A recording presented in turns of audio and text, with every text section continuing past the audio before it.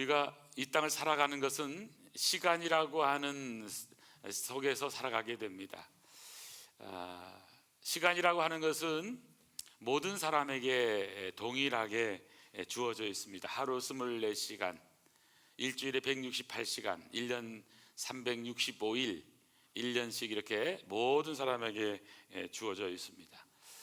지금은 이제 2023년도 한 달밖에 남지 않은 그런 시간이라고 하는 속에 우리는 살고 있고요.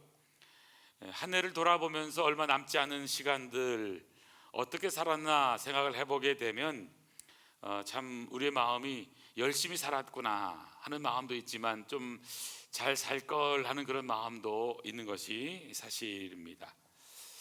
그래서 성경에는 보면 다양한 사람들이 나오거든요. 시간을 잘 써서 지혜롭게 살아간 사람이 있는가 하면 시간을 잘못 써서 어리석게 산 사람도 나오고요. 또 동일한 시간을 어떤 사람은 정말 존귀 여김받는 삶을 살았는가 하면 어떤 사람은 천박한 삶을 살게 되기도 하는 것입니다.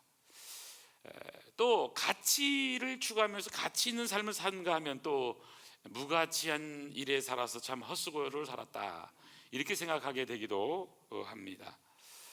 저는 현대인들이 가장 일에 쫓기고 또 바쁘게 살다 보니까 제일 많이 하는 말 가운데 그런 말 있잖아요. 시간이 없어서, 또 바쁘다 바빠, 이런 말을 우리는 쉽게 하지만 사실 그렇게 말을 할 때 우리는 다시 한 번 더 자신을 돌아보고 무엇이 우리를 이렇게 만들고 있는가에 대해서 좀 더 깊이 생각을 해봐야 합니다. 그런 의미에서 우리는 삶에도 순서가 있습니다. 시간을 써도요 순서가 있는 거예요. 여러분, 주일날 예배 드리는 날로 딱 정해놓고 예배 드리는 사람은 어떤 일이 있어도 예배 드리는 거에 우선순위를 두기 때문에, 예배에 가치를 두기 때문에 예배를 드리게 되는 겁니다. 일주일 7일 중에서 하루 특별한 날, 하나님께 예배하는 날로 삼은 사람과 또 일요일을 공휴일로 생각해서 공치는 날로 사는 사람과는 다른 거예요. 공휴일, 우리는 예배드리는 날이 하나님 앞에 나오는 그런 날이라는 사실을 기억해야 합니다. 저는 그래서 우리가 어떻게 하든지 간에 영적으로 좀 우리 자신을 돌아보아서, 저도 1년 동안 목회를 하고 또 하면서도 느껴지는 것은 영적으로 너무 안주한 삶을 살아가는 건 아닌가.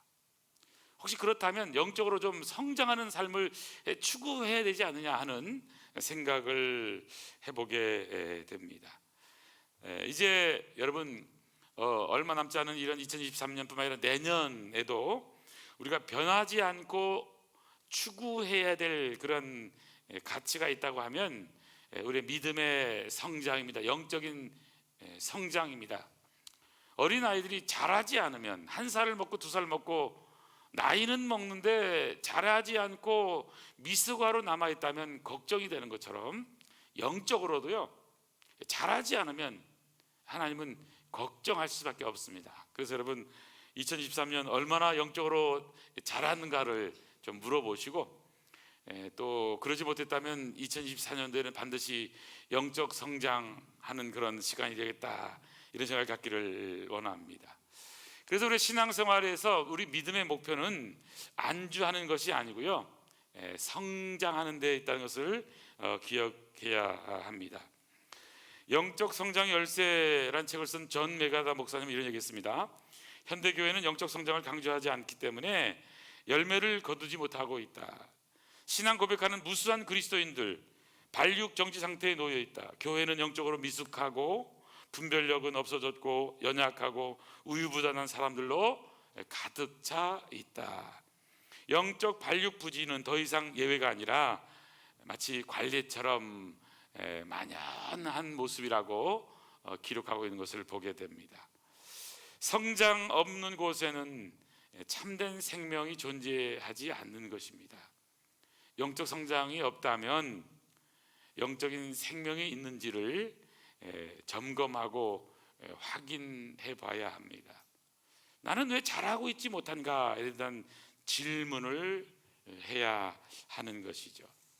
그래서 특별히 성경에서는 고린도후서 13장 5절에 보니까 너희는 믿음에 있는가 너희 자신을 시험하라고 말합니다. 그리고 너희 자신을 확증하라.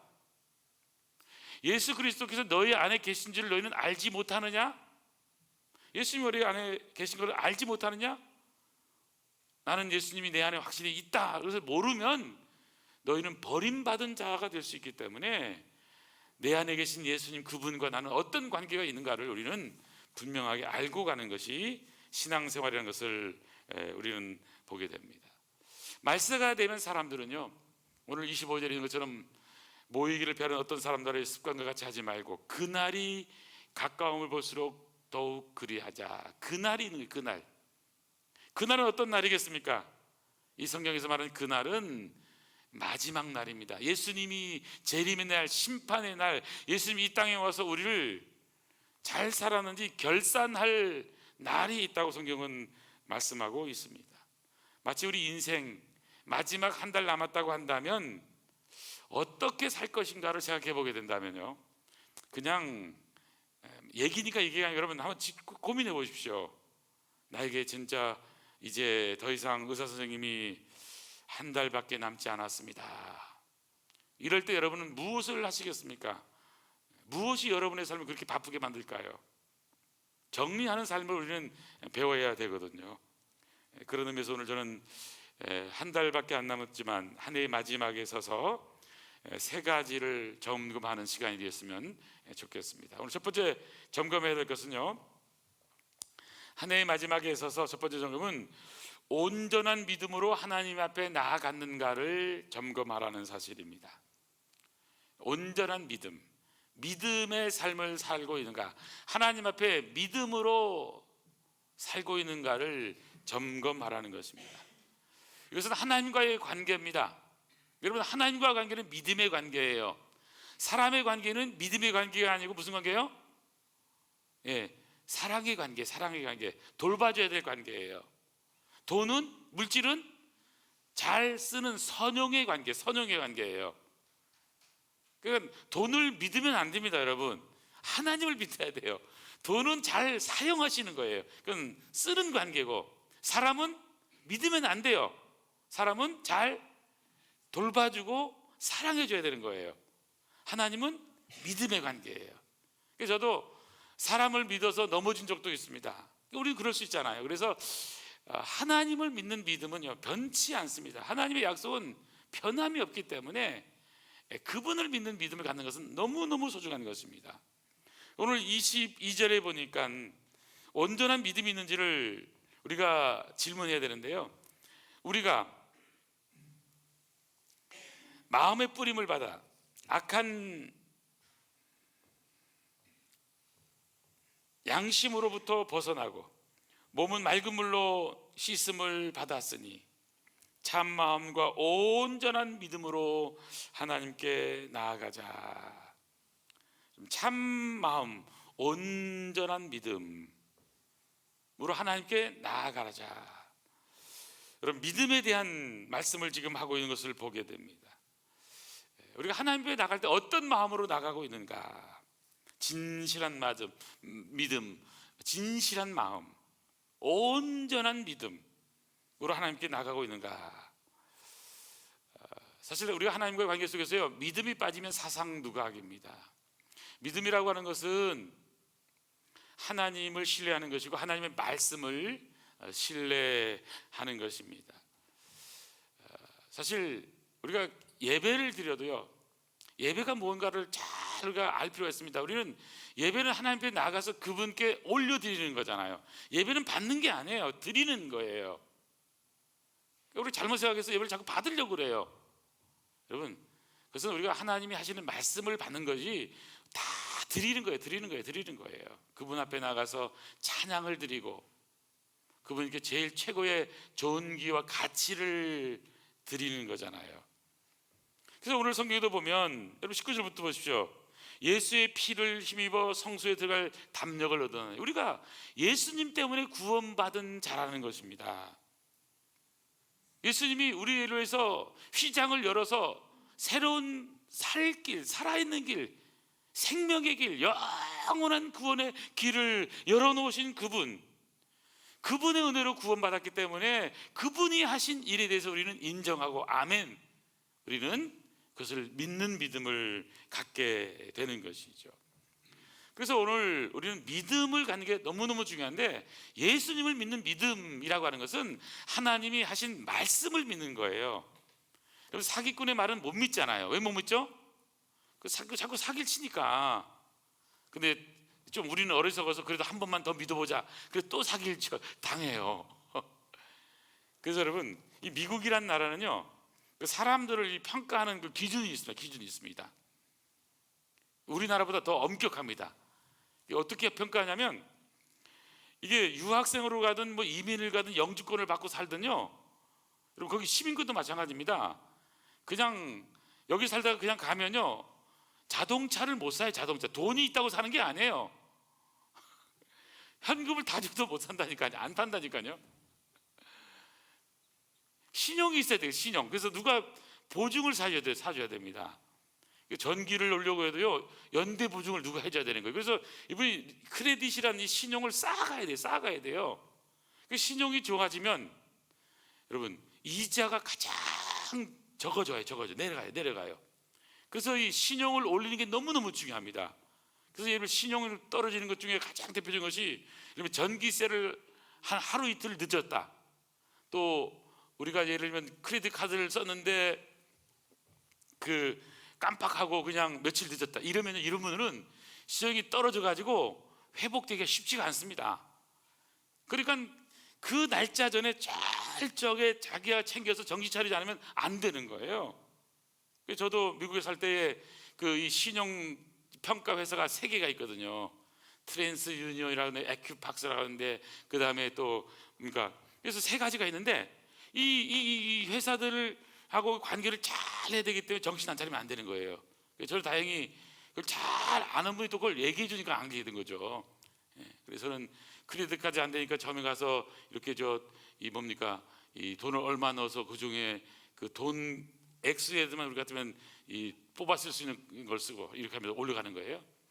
저는요, 사회도 마찬가지입니다. 신용을 우리가 갖는다는 것, 믿음의 사람들, 신용이 있다고 하는 것, 하나님과의 관계에서뿐만 아니라 정말 믿음의 사람은 하나님을 믿는 사람이기 때문에 믿음의 삶의 모습 속에서 우리들 자신만은 사람을 믿으라는 게 아니라 신용이 될 수 있는 사람으로 살아가는 것이 너무너무 중요하다, 그런 생각을 하게 됩니다.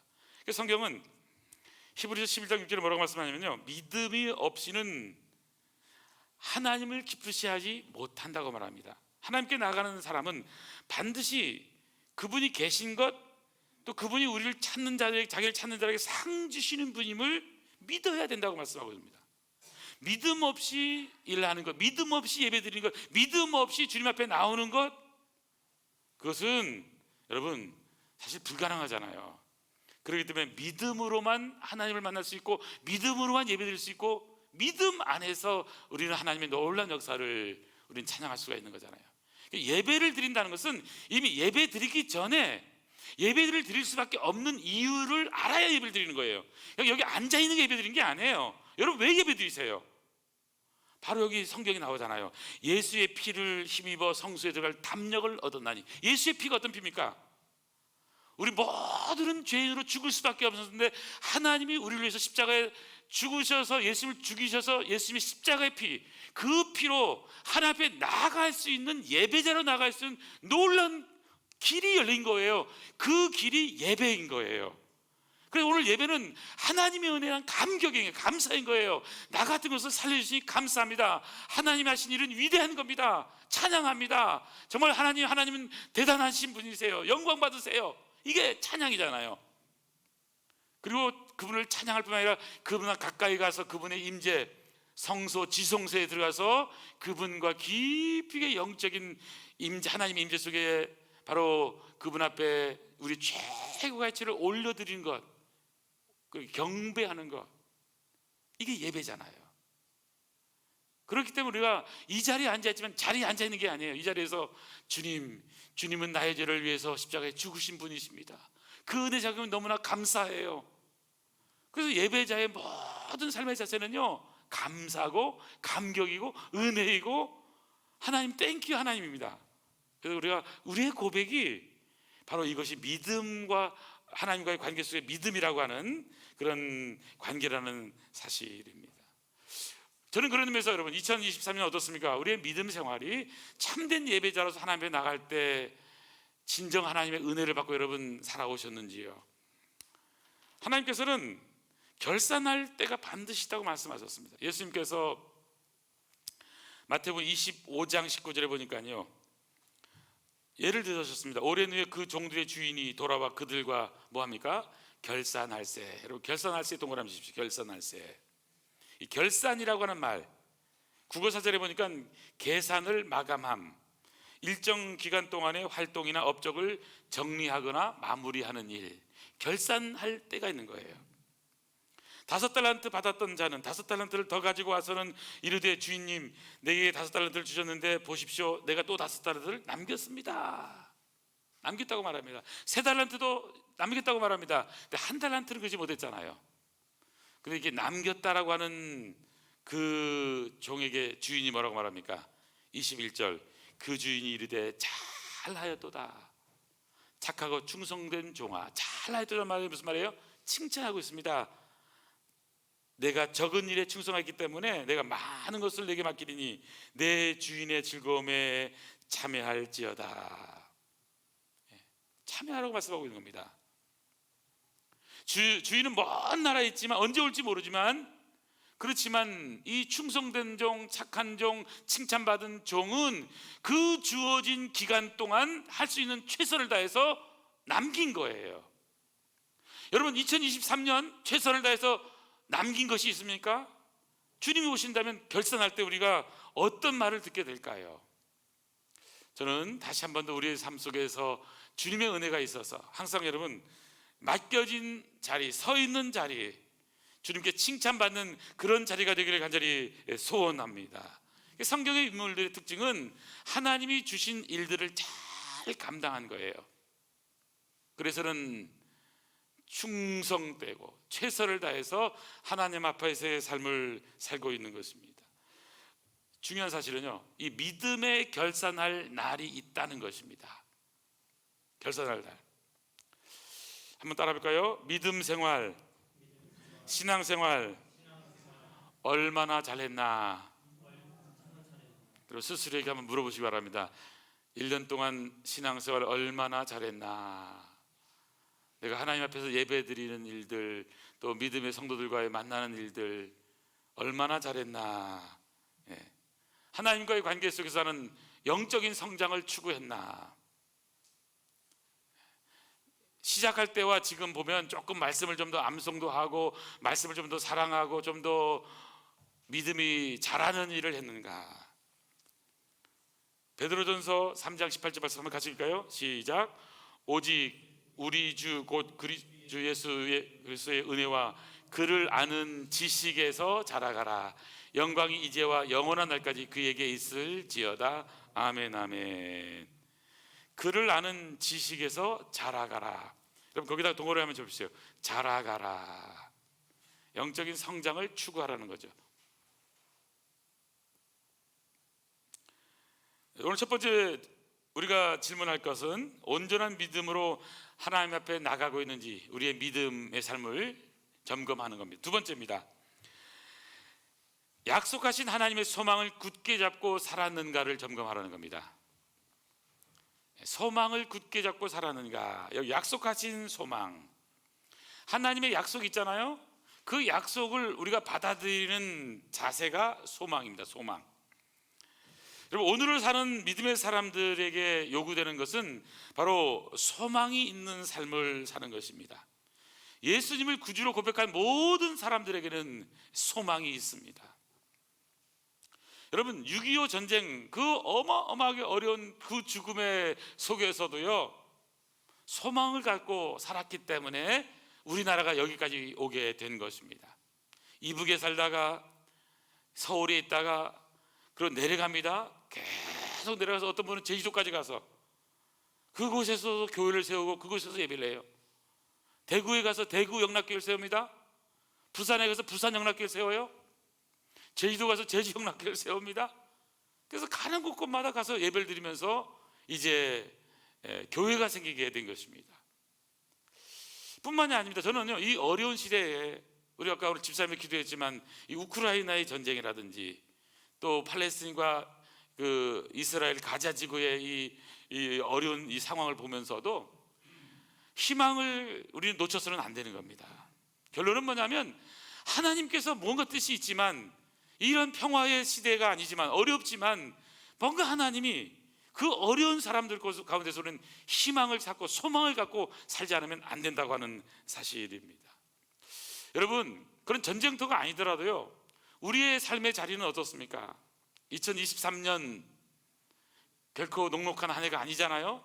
또 2024년에는 신문에 대서특필 해가지고 한국 경제가 완전히 풀렸다, 모든 국민은 그냥 편하게 잘 살고 잘 먹고 잘 사는 그런 나라가 됐다. 여러분, 지금까지 그런 신문요 평생 한 번도 난 적이 없습니다. 아무리 잘 때도요 다 경제는 엉망이고 죽을 맛이고 다 힘들고 저거. 그래서 이 좋은 뉴스가 없어요. 세상의 뉴스는 다 힘든 뉴스예요. 그래서 여러분 2023년도 살아보니까 어때요? 5년 전이 더 좋았죠? 5년 전이요 10년 전이 더 좋았죠? 옛날이 다 좋았죠? 예, 이게 우리의 인간의 기본적인 생각이에요. 네, 여러분 5년 전 10년 전이 좋은 게 아니에요. 지금이 좋은 거예요. 믿음의 사람은 그렇게 받아들여야 돼요. 지금 우리가 어떤 마음의 태도로 살아가느냐가 너무너무 중요한 겁니다. 여러분, 환경은 우리를 힘들게 할 수 있어요. 그런데 그 환경을 대하는 나의 자세는 내가 하나님의 은혜 안에서 선택할 수가 있는 거예요. 소망은 무엇이냐면 내가 어떠한 태도로 받아들이냐는 거예요. 환경과 관계 있는 것이 아니에요. 나의 믿음의 자세가 소망으로 나타나는 거예요. 예수님을 믿는 사람은, 소망이 있는 사람은 오늘의 삶의 자세에서 아무리 처참하고 절망의 상황을 만나더라도 소망의 끈을 놓지 않는 사람인 거예요. 그래서 오늘 23절 보십시오. 23절 이렇게 말씀합니다. 약속하신 이는 미쁘시니 우리가 믿는 도리의 소망을 움직이지 말며 굳게 잡고. 자, 우리가 믿는 도리에 소망이 있는 겁니다. 예수님이 우리에게 주신 소망이 있는 거예요. 움직이지 마라, 굳게 잡으라고 말씀합니다. 믿는 도리의 소망, 하나님의 약속, 소망, 우리에게 주신 그냥 귀한 소망, 예수님 통해서 우리에게 주신 생명의 복음, 그 복음이 있는 거예요. 이 복음을 아는 사람들은 이 땅의 삶에 만족하는 것이 아니라 영원한 하늘나라를 바라보며 살아가는 것입니다. 우리는 자꾸 이 땅을 살다 보니까요, 믿지 않는 사람과 이 세상 사람들과 많은 뉴스를 보다 보니까 우리 믿음의 사람들이 믿는 게 무엇인가를 자꾸 잊어버리는 거예요. 그래서는 모든 소망의 기준과 가치를 세상 사람과 비슷하게 가버리게 된 거예요. 자녀가 어느 학교에 갔는지, 자녀가 뭘 하고 있는지, 우리가 어떤 형편에 있는지, 얼마나 높은 지위에 있는지. 여러분, 여기에 우리 믿음의 사람들이 가는 소망이 있는 게 아니란 말이에요. 우리의 진정한 소망은 생명의 주님께서 우리를 죽으셨고 우리를 살리기 위해서 구원의 놀라운 은혜를 베푸신 이 복음을 붙잡는 소망, 여기에 있다는 것을 기억을 해야 되는 거예요. 그래서 세상 사람들과 우리의 소망은 달라요. 가는 곳이 다르기 때문에 그런 거예요. 여러분, 세상에 믿지 않는 사람들이 가는 곳이 어디입니까? 목적지가 어디예요? 최종 목적지가 어디예요? 여러분이 갈 목적지가 같습니까? 믿는 사람의 목적지가 같은가요? 다른 거예요. 가는 곳이 달라요. 가는 곳이 달라요. 그렇기 때문에 우리의 가는 목적지는 이 땅이 아니고 영원한 하늘나라, 썩지 아니할 곳, 생명의 주님과 함께 사는 영원한 곳, 하나님의 약속이 반드시 이루어지라고 하는 그 소망을 끝까지 붙잡는 거예요. 희망을 갖는다는 것, 여러분, 소망이 있다는 것은 어떤 것도요, 어떤 고난을 이겨낼 수 있는 그런 능력이 있는 것입니다. 아예 더 이상 소망이 없어, 그리고 온 가족이 죽는 경우도 있잖아요. 너무 가슴 아픈 일들이 있죠. 그러나 지금 핏덩이 같은 그런 아이들도요, 얼마든지 살아날 수 있는 거예요. 얼마나 살 수 있는 거예요. 용서하십시오. 저희 어머니가요, 제가 나서 40일 만에 우리 아버지가 돌아가셨잖아요. 그러니까 이 며느리가 잘못 들어와가지고 아들이 죽었다고 이 얘기를 하는 거예요. 동네 사람부터 시작을 해서 이 발자가 사나워가지고 그렇게 시골은 또 그런 또 얘기를 해요. 그러니까 우리 어머니 죽으려고 했대요. 죽고 싶었는데 못 죽은 이유가 뭐냐면 이 핏덩어리가 있어가지고 그냥 어디 그냥 다른 데로 나가버리고 싶었대요. 그런데요, 딱 한 가지예요. 그냥 핏덩어리가 있었기 때문에. 그래서 제가 우리 어머니가 안 키웠으면 제가 여기까지 왔겠습니까? 저는 딱 한 가지 생각하는 것은 뭐냐면, 정말 그런 마음을 주셨기 때문에 아무것도 없어도요, 여러분, 소망을 갖고 살면요, 나중엔 잘 되는 거예요. 저는 오늘의 우리의 삶의 현상이 힘들고 어려워도 여러분 포기하지 말고 절망하지 말고, 여기 민듭의 사람들이 가졌겠잖아요. 우리가 믿는 도리의 소망, 예수님이 우리의 영원한 소망이 되십니다. 하나님이 우리의 소망의 하나님이십니다. 저는 이 소망이란 말, 희망이란 말, 꿈이라고 한 말, 생각만 해도 막 벅차요. 비전이란 말 듣기만 해도 너무너무 좋아요. 하나님이 우리의 소망의 하나님이다 그러면요, 얼마나 행복한지 몰라요. 로마서 15장 13절에 보면요, 하나님은 소망의 하나님이라고 말씀합니다. 소망의 하나님, 모든 기쁨과 평강을 믿음 안에서 너희에게 충만하게 하사 성령의 능력으로 소망이 넘치게 하시기를 원하노라. 저는 이 말씀 너무 좋아합니다. 소망이 있어요, 여러분. 오늘 죽을 것 같고 먹을 거 없는 것 같지만, 그러나 그 속에도요, 하나님은요, 소망을 주시고, 소망을 품는다면 환경이 당장 달라지지 않는다 할지라도 소망은요, 우리 자신을 달라지게 하는 능력이 있습니다. 우리의 태도를 달라지게 하는 놀라운 능력이 있는 것입니다. 소망이 없다면, 비전이 없다면, 꿈이 없다면 우리 인생은요, 무너지게 되게 됩니다. 저는 그렇기 때문에 오늘 우리의 현상을 바라보지 말고 하나님의 위대한 역사가 일어날 것을 여러분 꿈꾸시길 바랍니다. 기도할 때마다요, 오늘 안 되는 것을 자꾸 말할 게 아니라 하나님이 하시면 된다는 것을 믿음으로 고백하고, 잘 될 거라고 고백하고, 반드시 때가 되면 하나님이 역사하실 거라는 것을 고백하고 살아가는 은혜가 있기를 간절히 소원합니다. 제가 지난주에 잠깐 말씀드렸는데, 시드니 가면 북서쪽에 보면요, 교회가 하나 있잖아요. 힐송 처치라고. 지금은 10만 명 모입니다. 시드니에 그런 교회가 하나도 없습니다. 10,000명 모이는 교회도 하나도 없습니다. 그거 하나밖에요. 근데 그 아버지가 목회를 했습니다. 아버지가 목회를 했는데 몇 명이냐? 50명이 안 모였어요.